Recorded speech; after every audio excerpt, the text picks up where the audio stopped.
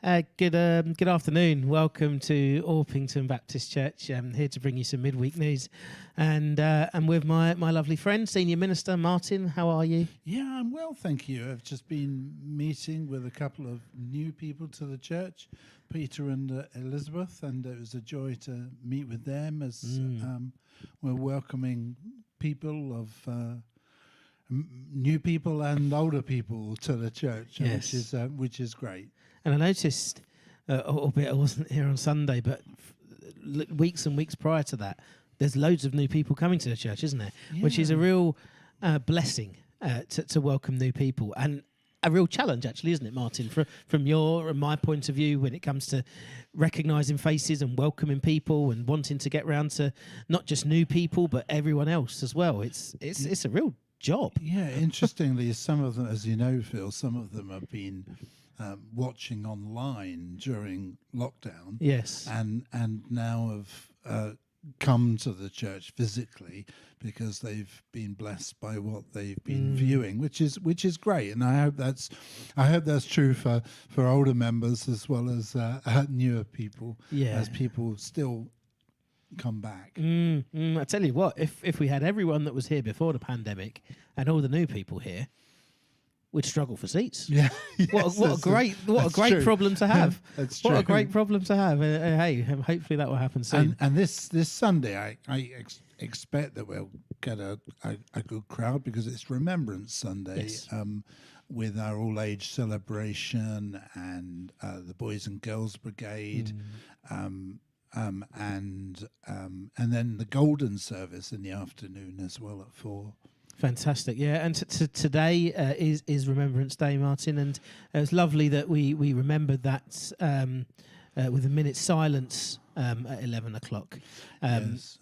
It's I always find this coming Sunday tricky, Martin, because we've got a family service and we have all ages in the families, so it's quite important to keep it upbeat and sort of quite contemporary. Yes. But then at the same time, reflective and solemn in points as well, isn't it? Yeah, that's right. It's a tricky service, I think. It is a tricky service, Phil, and I'm doing devotions with the Boys Brigade on Friday evening, and I was going to talk to them about what young people today think about remembrance of people that died in war and how they see the value of that, because I'm interested in what they say, as well as encouraging them to come and sure. be part of it. But I personally think it's really important for younger people as well as older people to continue the act of remembrance. Yes, it is. And to realise the sacrifice of people in wartime, but also to use it as an opportunity to pray for peace. Yeah. Because there's still many places where there's serious conflict. And on Sunday, the wider community has a bigger event at the War Memorial, don't they? So if you're watching this before Sunday, maybe get to church a bit earlier, because they close off some of the roads. At the bottom of Station Road, where we are, is the War Memorial, and that all of those roads are closed off, aren't they, I think, by police? Yes, that's right. Yes, and they'll do a memorial sort of service right in that middle of the town. So and I was told by your son, actually, that I think also this Sunday is the Santa Dash from the Priory Gardens into the town centre at about the same time. So there could be a bit of clashing here with parading, marching and Santas running around in the town centre. So watch out for that. Christmas seems to come earlier every year, doesn't it? Well, I think Halloween's the only thing that stops it coming earlier, if I'm being honest. Yeah. So if it wanted to come earlier and get rid of Halloween, that would be great. But actually, on that, Martin, I don't think we've done a broadcast since we had our fire pit worship. Yeah. And I just wanted to mention what a blessing it was. I think not just to me, but I know to many others, they loved it.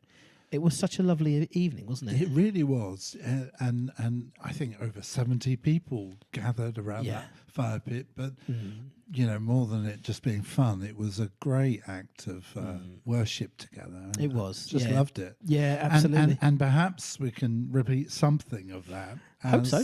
we do a carols together with other churches too, but we're organising it around an ice rink. Yeah, so this is a bit of breaking news. This is really because it's not been advertised anywhere yet, purely because the booking's not out. But Orpington First and the town centre are having an ice rink for the first time in my memory. Usually you have to go garden centres and Blue Water and places to get to your nearest ice rink. But this year, this Christmas, Orpington First are putting up an ice rink outside the Walnuts Leisure Centre. And even better, it's free. How amazing is that? Yeah. It will be a booking system, I know, and I've been in touch with Chris from Orpington First and as another of the organisers, and hopefully bookings will start within the next week. But yeah, outside the Walnuts Leisure Centre, they plan to have an ice rink, and you can book to go on there. And I expect you to be on there with your twinkle toes, Martin. Yeah. And but next to that, crack the ice. Next to that, on this, is it the 16th of December? We're doing 16th of December. Thursday, the 16th of December. We're going to have hopefully another fire pit worship session with Christmas carols being at the central theme of it, and Churches Together worship group are going to put together some lovely music and singing for everyone to join in with. But we hope to have the fire pit there as well, to make it extra special at a cold time of year. So yeah, we look forward to that. Actually, it's only been arranged recently, and that's something. I'm not going to go ice skating myself, but I know many will. Yeah. Lots of things going on as usual, Phil.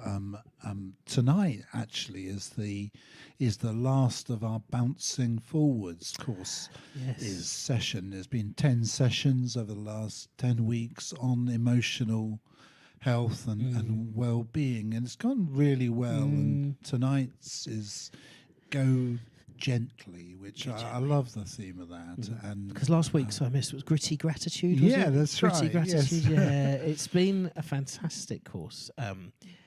I know everyone, well, on my group, and I know my wife's group and yours, everyone has spoken about how they needed this course, and they probably didn't realise it, but it's been a really rewarding course for them to open up about experiences that may have hurt them in the past or are hurting them now, and with God's love, how to try and encourage people to lean on God for this support that we need to bounce forwards, go gently, yes. and have love in our hearts as well. Yes. It's been a brilliant course, and I'm really pleased we've run it. And Martin, we've spoken about a new course in the new year, haven't we? Which we're in the process of trying to put together, something along the lines of what would Jesus think? And stay tuned for more details on that, because it's not been finalised yet. We hope to start something in the new year about a different series tailored about social issues and what would Jesus think about them. So that's going to be interesting, isn't it? It will be. It will be challenging one to put together, but I think really necessary. So themes like racism, environment, science and faith, sexuality and life and death issues, social those injustice, really challenging issues, but trying to think them through as Christians. So watch this space about that. And Martin, you've been reflecting and waiting on the Lord to prompt you for a new series for the church next year as well, and you've put something really nice together, I think, and it's. Do you want to share with what's on your mind to do? Briefly? I don't know if people realise, maybe some do, but actually spend a good time praying and thinking about what the teaching series should be, because it's not only teaching in church, it's life groups, it's for the children and young people as well, and I've been doing that, been really thinking and praying about it, and actually changed my mind a couple of times as God led me in it. But I want to do a series that I'm going to call Renewed, and it's about God renewing us and refreshing our spirits. So spiritual renewal, really, because I feel that's what God is doing and wants I think that's what to we all need as well. do more of. Coming out of this pandemic, and God wants to renew our spirits and our church, and we just want to be there with Him. And I hope people are going to really be blessed and renewed. Yes. By that series. Renewed for the new year. Yeah. That's fantastic, Martin. Fantastic. And at the moment, downstairs below us, the Sanctuary Cafe goes on, and our wonderful chef Karen is putting together a possible Christmas menu for us to celebrate on the 15th of December, Wednesday the 15th. So look out for more details on that. Yes. It's yet to be finalised with prices and whatnot, but we want to do a Christmas lunch and hopefully bring it to you as well if you can't get out of the house. So lots of things going on. There's a church lunch happening as well, Martin, at the end of the month. 28th of November. Sign up sheet's looking pretty full, I must say. Yeah. We're offering a lovely either roast dinner or a jerk chicken, depending on what spicy palates you have. And lots of things to go through there as well. It's if you come to the lunch, you've got to stay for the meeting afterwards. Yeah, absolutely. Which is about the budget and new members Yes. and other things. And it's a church family lunch and meeting. yes. It's church family lunch and meeting.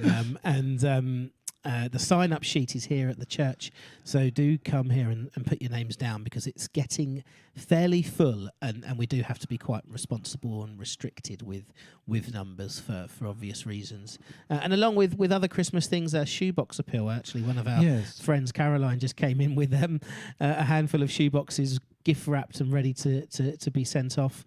Paul Mully, our dear member, is our liaison with all of that. He knows the details, but it's not too late to put together a shoebox full of gifts for children, and the details again are at the church, and I'm not sure when the deadline is, but I'm pretty sure it's soon because they've got to go all the way over to Eastern Europe to bless a child this Christmas who would usually have nothing. I really like the fact that we can do something missional like that, looking outwards when many in our own culture and society are encouraged to spoil themselves and fine, we want to join in the fun of celebrating Christmas, but it's so important as well to make sure that we are blessing others outside in the wider world that have so little, and the shoebox appeal is just a really practical way of doing that, and so encourage people to be involved in that, definitely. That's lovely. I think that wraps it up for today. We've got a busy Christmas programme coming up, but we will share that with you another time, from carol services to broadcast services and all sorts. You've put a Christmas programme together, Martin, and the poster looks lovely, actually. It's going to be going up this weekend. But we really look forward to Sunday's Remembrance service to welcome our Boys and Girls Brigade back. And I believe they're going to be playing, possibly marching, from the car park at about 10:15. So we look forward to welcoming them in, and Absolutely. Parents of them as well, please feel encouraged to come along. We'd love to see you. And we just pray that you feel peace today on Remembrance Day. God bless you. Bye-bye.